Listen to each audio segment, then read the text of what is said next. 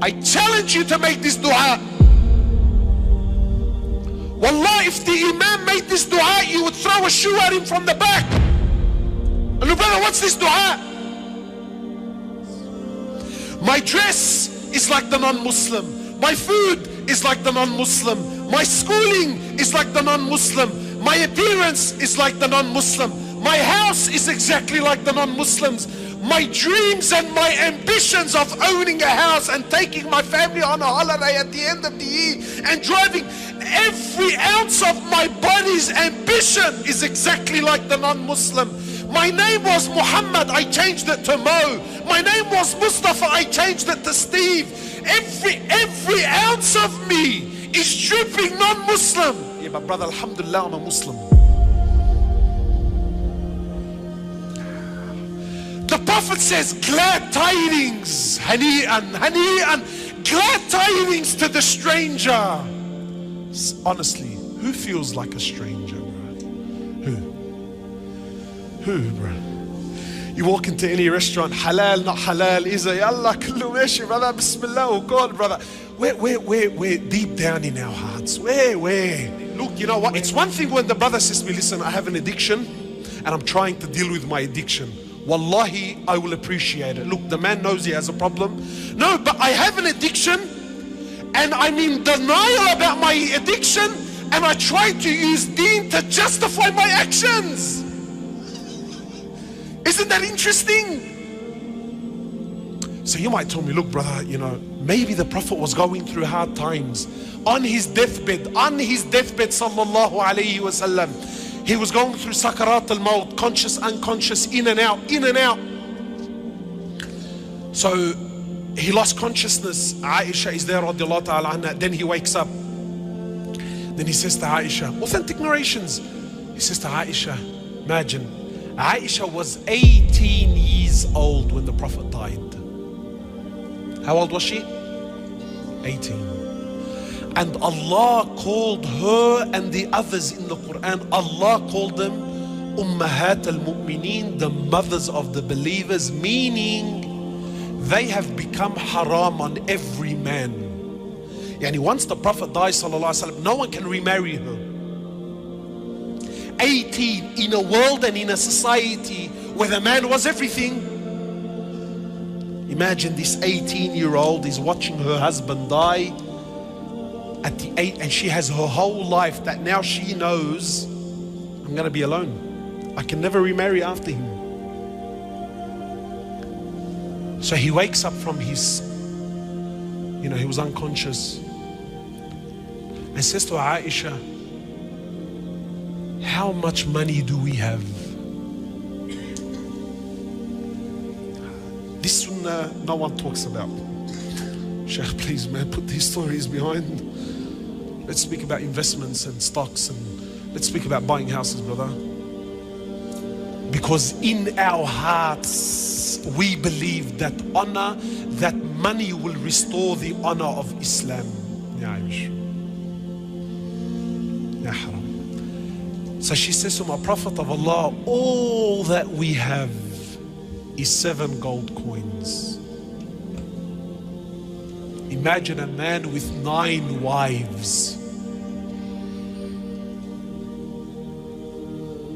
Today brothers have paid off their houses, paid off. And he's working to pay off the 2nd and the 3rd because brother, I need to leave something for my children, brother. Exhausting his life. Not halal haram. I don't care about halal and haram. But tell me when the Prophet was dying and there were 7 gold coins between 9 wives, is he a man? Sister, you know the one, I wish I was married to him. What Chanel handbag was he gonna buy you with 7 gold coins? Tell me, man. What hair and makeup studio were you gonna go to on a fortnightly basis? Tell me.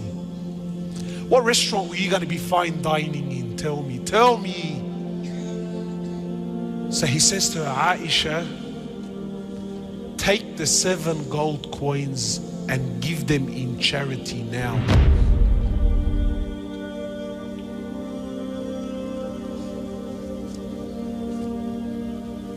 See the sicknesses, my brothers. Just try this. Just try this. Go to a sheikh. Go to a sheikh. Tell him, look, sheikh, there's a religious brother. Don't tell him the prophet, because we've been programmed.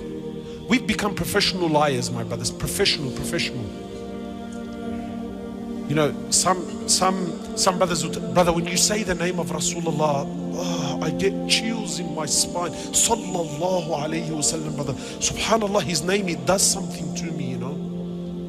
And yet you look at him from top to bottom, there's not an ounce of Rasulullah on him, sallallahu alayhi wasallam. Just, wallahi, just try it. Go to a sheikh and tell him, listen, sheikh, there's a brother we know, he has a big beard. He's dying and he's leaving his family with nothing. What do you think, sheikh? What deen is this? What fikr is this? What understanding is this? This is extreme, brother. This is a... Then tell him the Prophet left 9 wives with nothing. But he left them with something far deeper. He left them with Iman and Tawheed and belief in Allah. So he loses consciousness, then he wakes up and he says to Aisha, Aisha, what did you do with the 7 gold coins? 7 gold coins, Ya Rasulullah, leave him, man, let him be. Aisha, 18 years old, she's alone, haram, yani, leave her, khalas, 7 gold coins, yani, they're not gonna make her rich. No, like it's no, but there's something far deeper. So she says, oh Prophet of Allah, look at our mother, man. She said, I held on to them, I didn't give them away in charity. I'm scared.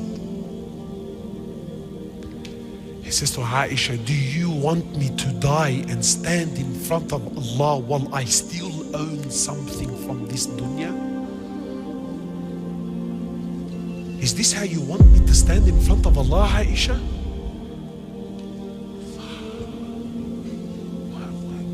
What's going on?